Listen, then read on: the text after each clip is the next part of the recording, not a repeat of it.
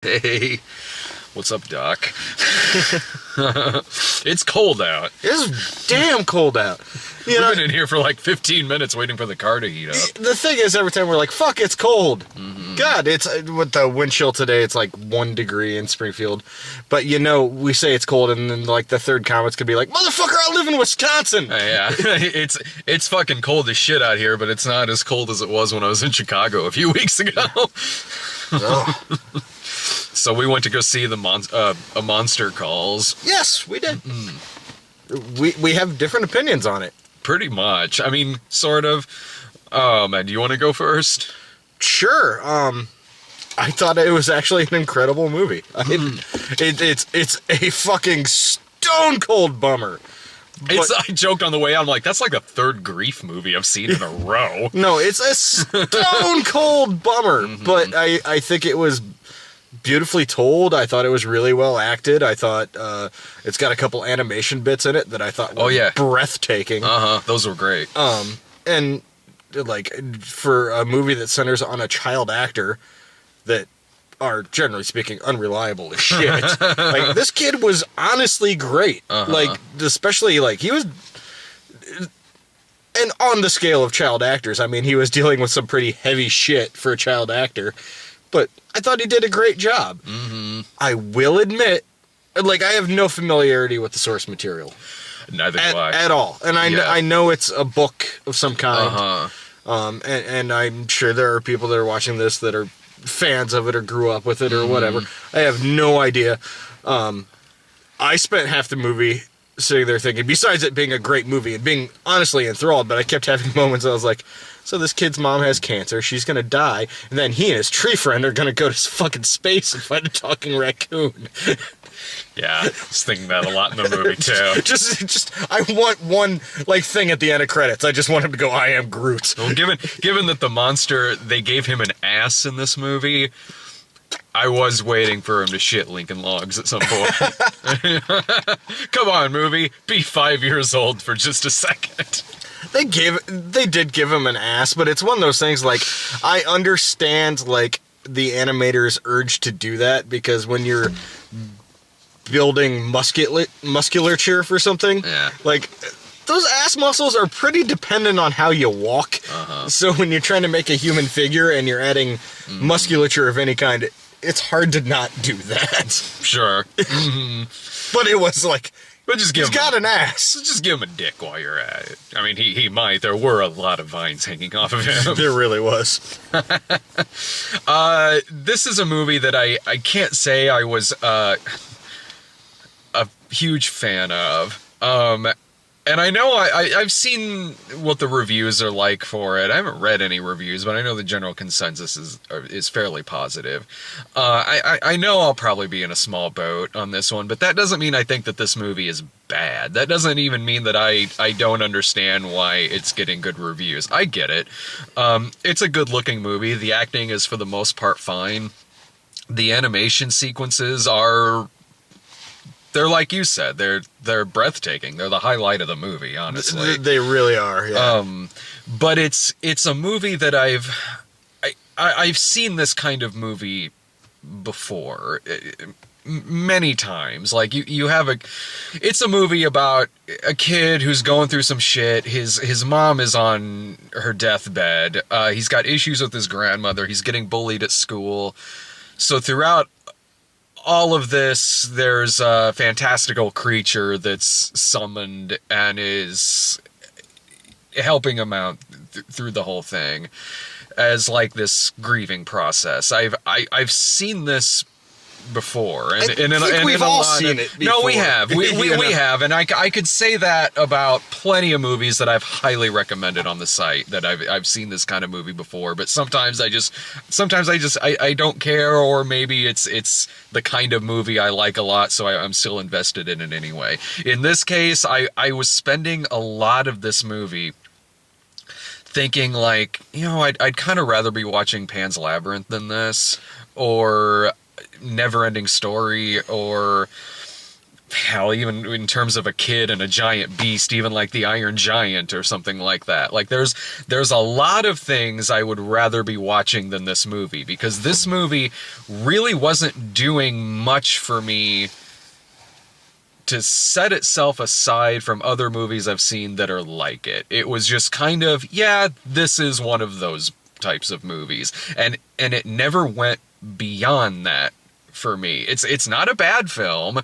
Another thing about the movie that I was having a hard time with through the whole thing was the kid was good. The performance is absolutely solid. He's an interesting looking kid in that when he grows up, he'll probably have a solid character actor career behind him. Yeah. He looks like a 10-year-old John Hurt. He really does. Like, you just, like, a 10-year-old kid with just those fucking cheekbones. It was like, do those hurt? Like, what the fuck, man? Yeah. I'm wondering if part of that was makeup at all, because I know they were trying to make him look really tired. And Felicity Jones is great in this movie. Yeah. Better in this than in Rogue One.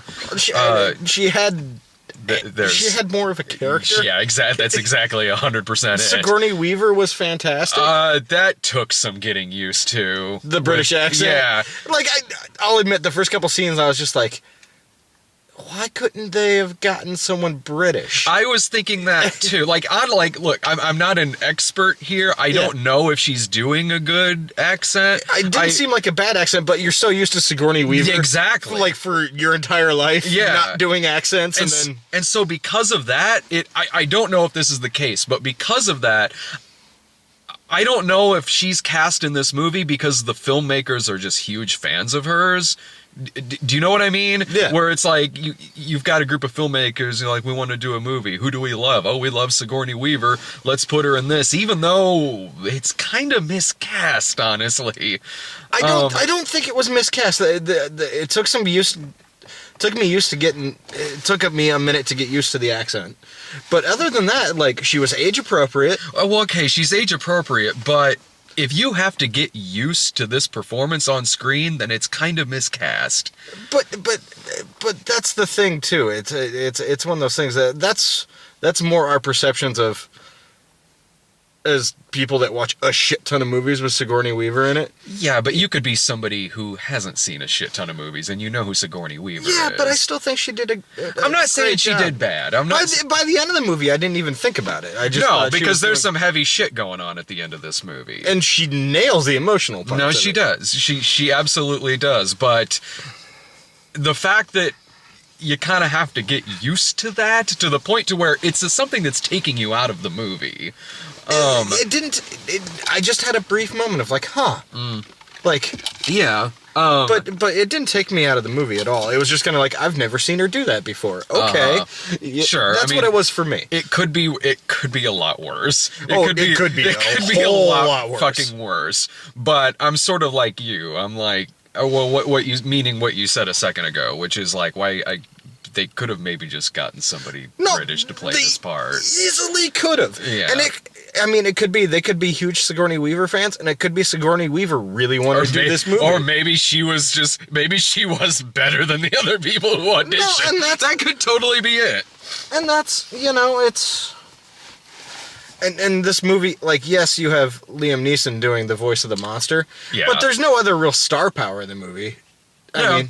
Like, I really like that. Who's the actor who plays the dad? I don't know, but he was great.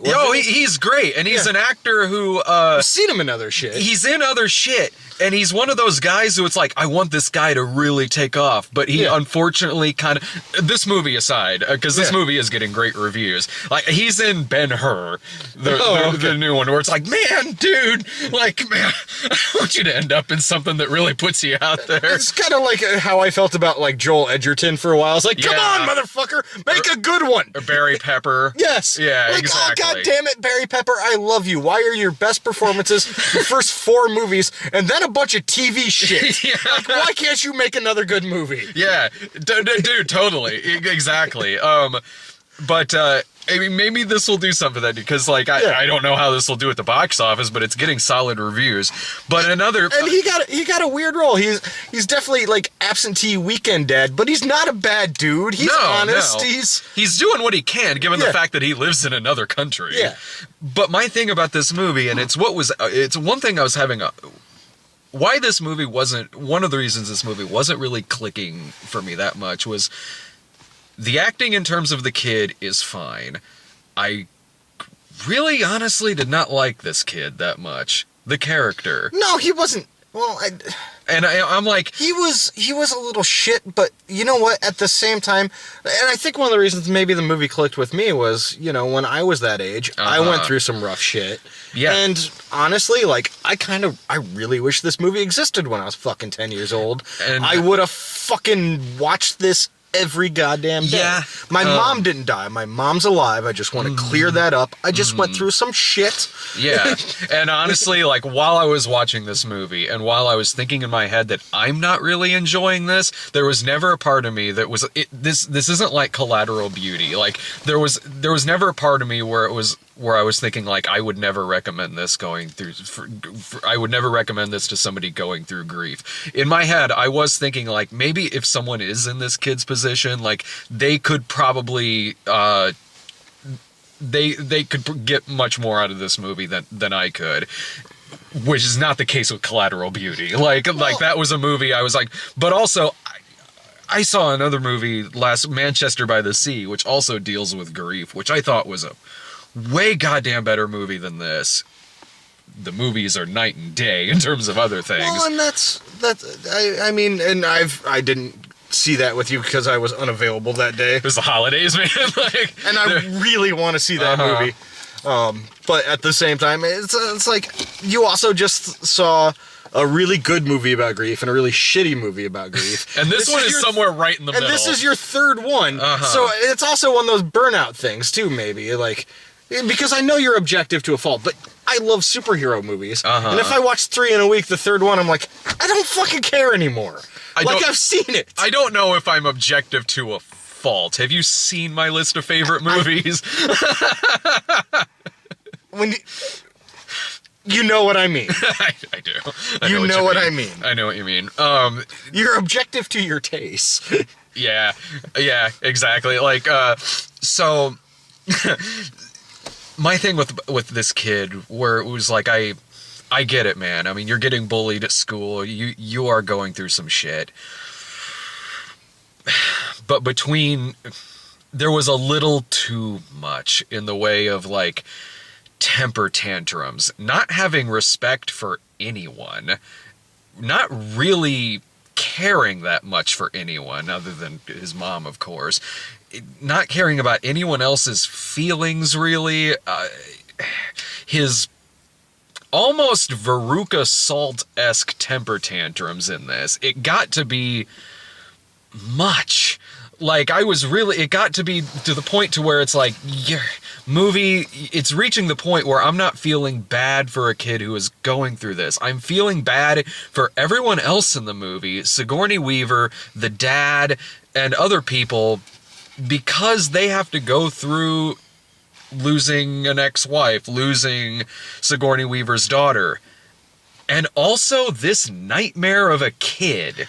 Well, and that's, to me, that's kind of what the crux of the movie is about. No, that is what a nightmare it is to be a kid and deal with grief. And I think that's the reason I connected, because I dealt with this shit. And when you're 9, 10 years old and you're dealing with something that heavy, the instinct is to, immediately blame yourself for it. Yeah. Which is the worst feeling in the world. Yeah.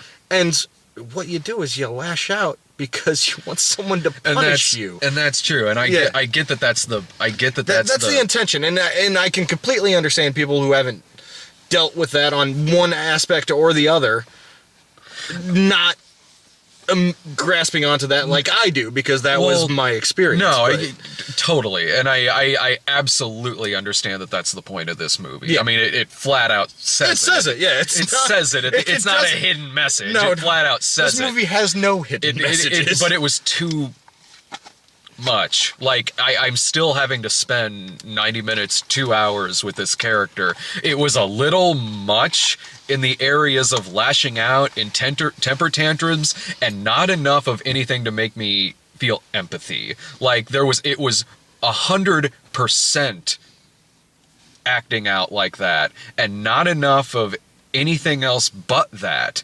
So you can obviously do a story like this with the same things that this kid is going through, with the same lashing out and all of that, but that's all it was.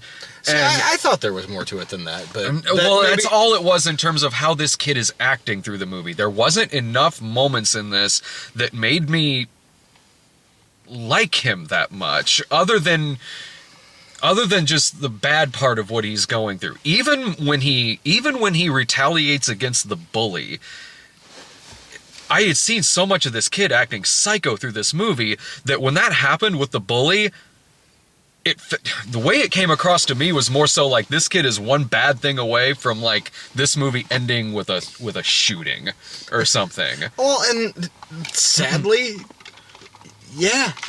I get that, but I still have to spend 2 hours with this character. I completely understand. Like, I really do.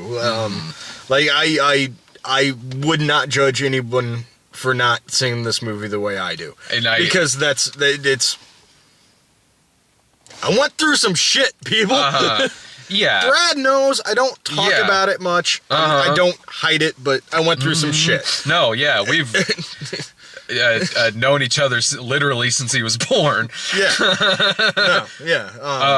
Yeah, we've been best friends that long, and so I completely get why people would like this movie. I absolutely 100% do. I understand why critics liked it.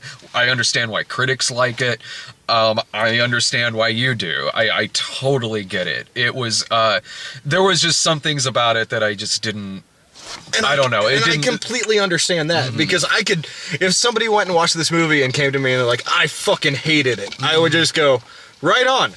I know I didn't hate this movie. I know you didn't, but if someone said that to me, I'd be like, and I know why, and I understand, and that's okay. Yeah. It's one of those. Because also another thing too, like before I forget, like when you're not really 100% invested in what's going on in this, meaning like I was never loving this movie or really even liking it all that much.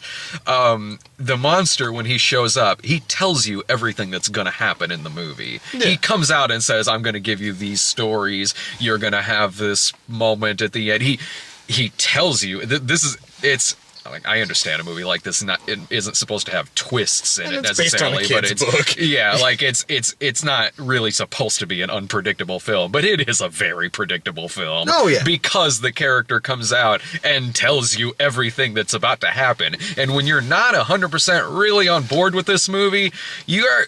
In my case, I was sitting there going, okay, when's the next thing gonna happen? And now when's the next thing gonna happen that he said was gonna happen? So it's sort of like you've already kind of outlined this maze that you're going through, and I'm sort of just waiting to get to the end. So I'll admit, there was one point in the movie where I was really disappointed. Like in this movie? Yes, where I was honestly disappointed. Because he says, I'm going to tell you these 3 stories.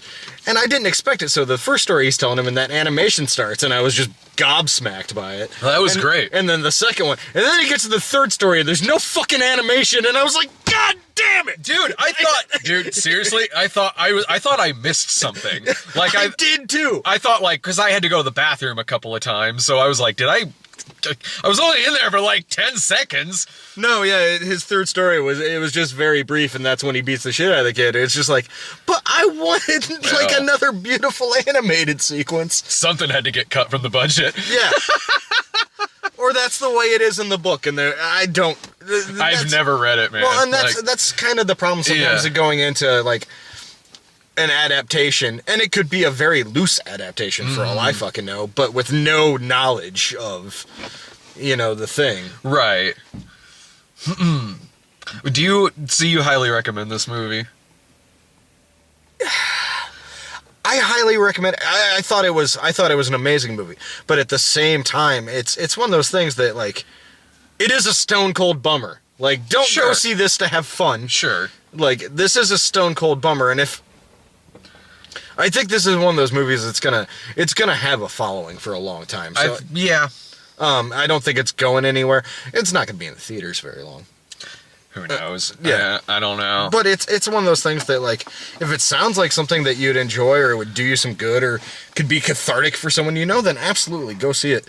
But I took more to Manchester by the Sea than this film, even in terms of its characters and its writing Casey and Affleck, everything. who's a fucking treasure. Oh yeah, and both movies have a character that's going through a loss of a family member. In that movie, it's the kid's dad, and in this movie, it's the kid's mom. And I thought Manchester by the Sea did that a lot better and a lot more three-dimensional than this film. Well, how old is the kid in Manchester by the Sea? That's another thing too. He's like, an older. He's like 17. Yeah, that's a fully formed person. Yeah, you know. And honestly, and tonally, they're both wildly different movies. It's just there. I mean, look, whether you choose this or Manchester by the Sea, you're getting off way better than fucking Collateral Beauty. Gee, fucking Christ.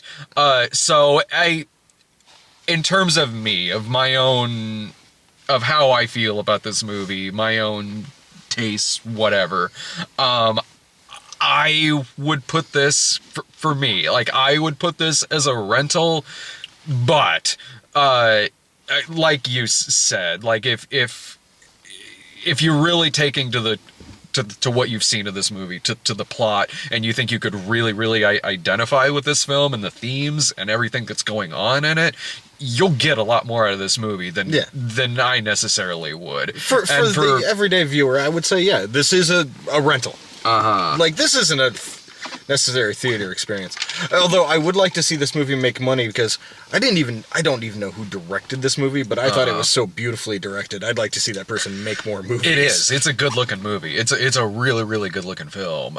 So I would personally put it at a rental, but like, I wouldn't begrudge somebody who wants to go see it in theaters necessarily. That's just more so my take from it. I mean, look, it's gonna be better than Underworld Blood Wars. Watch that be like the best movie of the fucking year. Watch that movie also be about grief. She loses her fucking werewolf boyfriend or what the fuck ever. I don't know. I think he was gone after the second movie. He dies. I think he died at the beginning of the fourth one, and it wasn't Scott Speedman. They had to get a stand-in or some shit. I just, like, Sarah and I just moved, and, like, so while I'm packing shit, she was watching movies holding the baby, because that is a full-time fucking position. And she watched Underworld. And I was like, I forgot this movie was really dumb, but kind of fun. I barely remember the first. I remember all of those movies going in one ear and out the other. Oh, no, that's exactly what it is. I couldn't even tell you the plot of it, and we just watched most of it a few days ago. The first one? Yeah. Well, yeah, I'm sure the first one probably holds up better than... I don't know if it holds up, but I'm sure it's better, easier to sit through than the sequels. Yeah. Although, wait, I do remember kind of getting some, like, fun enjoyment out of the prequel movie, The Rise of the Lycans, the one with a lot of Michael Sheen in it. Yes, I'm sure. Well, Michael Sheen's fantastic. Yeah. He's claiming he's retiring from acting. No, he said... Sad. No, he clarified that. Like, and so did commenters too when we brought that up. No, he is, like, kind of gonna be a little more politically active, but he's still gonna act. Okay, thank God. Yeah, right, dude. The world needs Michael Sheen. It really does. Because every time he's on screen, it's just like, all right, guys, get ready. He's fucking batting for the fences. All right, well, I got it before the battery runs out. I got to head in and see Hidden Figures. I'm going the fuck He's home. going home. See ya. Bye, guys.